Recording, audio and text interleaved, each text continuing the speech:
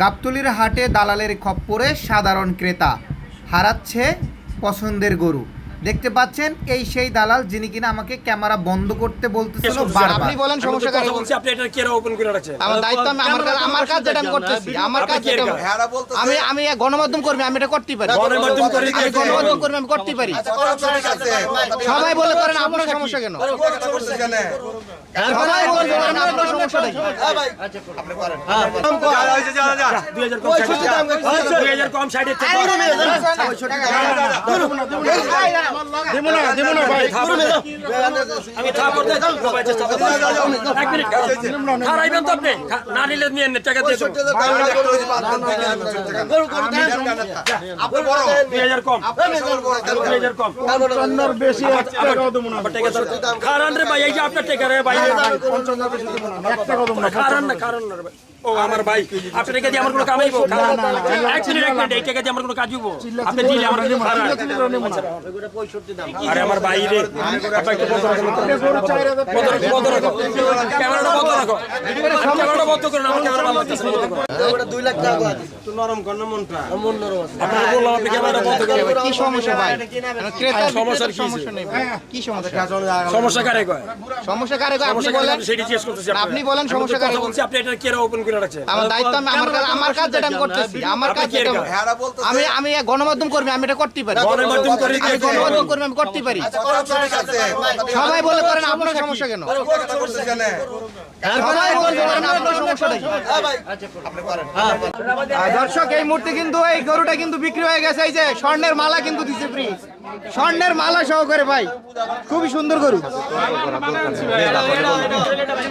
এই গরুটা বিক্রি হলো 1,51,000, 1,51,000। আর এটা নিয়ে কিন্তু দামাদামি হচ্ছে, কঠিন দামাদামি গাবতলীর হাটে।